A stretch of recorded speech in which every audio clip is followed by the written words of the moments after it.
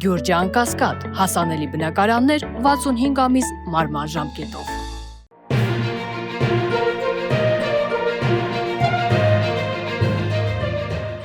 Թուրքիայում բողոքի ակցիաներ են, Իսրայելում դիվանագիտական ճգնաժամ, իսկ Հարավային Կովկասում սրվում են մշակութային և սոցիալ-քաղաքական խնդիրները։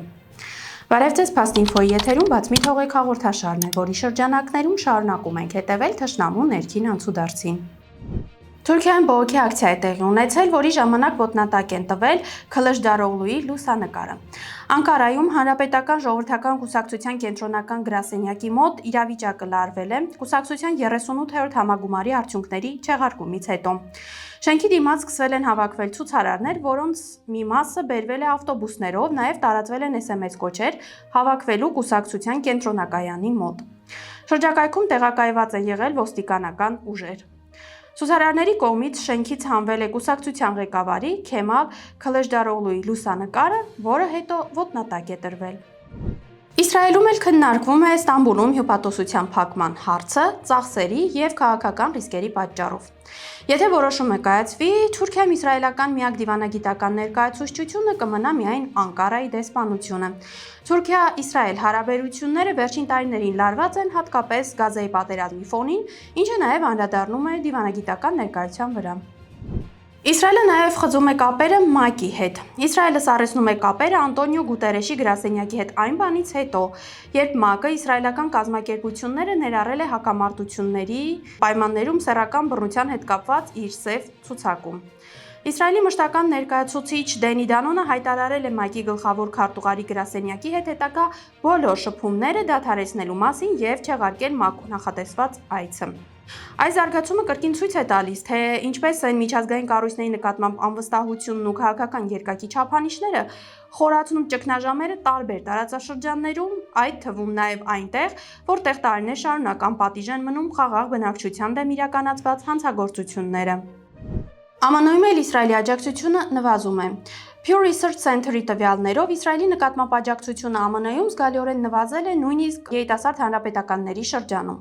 ԱՄՆ քաղաքական գործիչները, որոնք շարունակում են աջակցել Իսրայելին զենքի մատակարարումներով, բախվում են հասարակական դժգոհության աճի։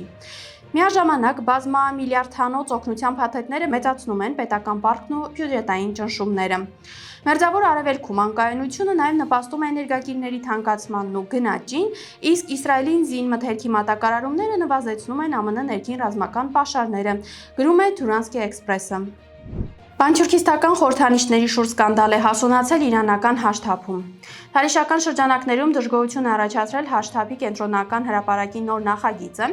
որտեղ տեղադրված ութաթև աստղն ու կրակի խորհրդանիշը շատերի կողմից ընկալվում են որպես ադրբեջանական և պանթյուրքիստական խորհրդանիշներ։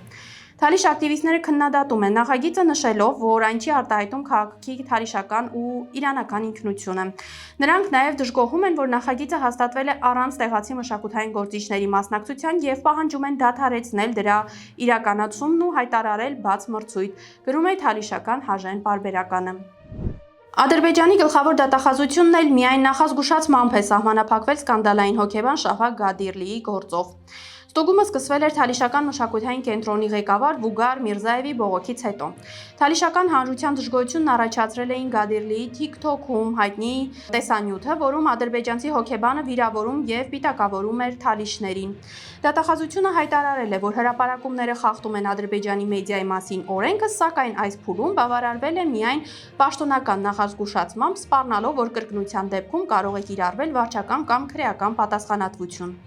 Սա բնականաբար թալիշների դժգոհությունն է առաջացրել թե Ադրբեջանում, թե դրա սահմաններից դուրս։ Իսկ ահա Հունաստանում Կրետե կղզու Խանյա քաղաքում դատարանը 7 տարի 1 ամիս ազատազրկման է դատապարտել 26-ամյա ադրբեջանի քաղաքացուն լրտեսության մեղադրանքով։ Ըստ հունական լրատվամիջոցների, նա մոտ 1 ամիս ապրել է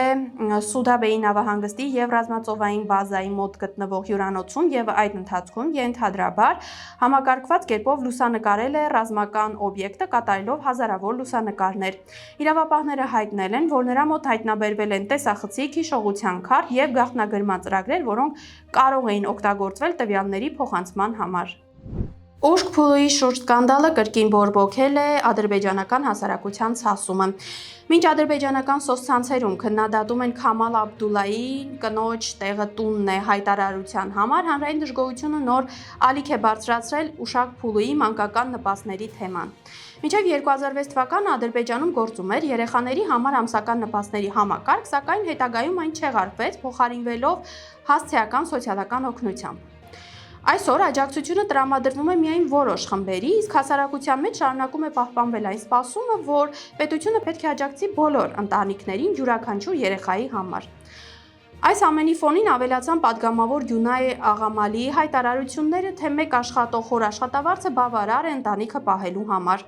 Այս հայտարարությունները ոչ թե հանդարտեցրին իրավիճակը, այլ ավելի խորացրին հանրային դժգոհությունը Ալիևի ռեժիմի սոցիալական քաղաքականության նկատմամբ։ Ադրբեջանական հասարակությունում աճում է համոզմունքը, որ իշխանությունները կտրված են ժողովրդի իրական խնդիրներից, իսկ սոցիալական աջակցությունը վերածվել է քարոզչական գործիքի, բնակչության դժգոհությունը լռեցնելու համար, գրում է Հաքի Նազը։ Բաքվում քանդվել է այն տունը, որտեղ ըստ բնակիչների ապրել է Հուսեյն Արաբլինսկի, Արևելքում առաջին պրոֆեսիոնալ դերասանական դպրոցի հիմնադիրներից մեկը։ Յասամալի շրջանում գտնվող հին առանձնատունը ոչ միայն չի պահպանվել, այլ նույնիսկ երբեք հուշատախտակ չի ունեցել։ Սոցիալական ցանցերում մարդիկ քննադատում են Ադրբեջանի իշխանություններին, նշելով, որ նման պատմական շենքը կարելի էր վերածել տուն-թանգարանի։ Սակայն Ալիևի վարչակարգը հերթական անգամ ցույց տվեց իր անտարբերությունը մշակութային ժառանգության նկատմամբ, նախընտրելով վերացնել պատմական հիշողությունը, ոչ թե պահպանել այն, գրում է Հաքի Նազը։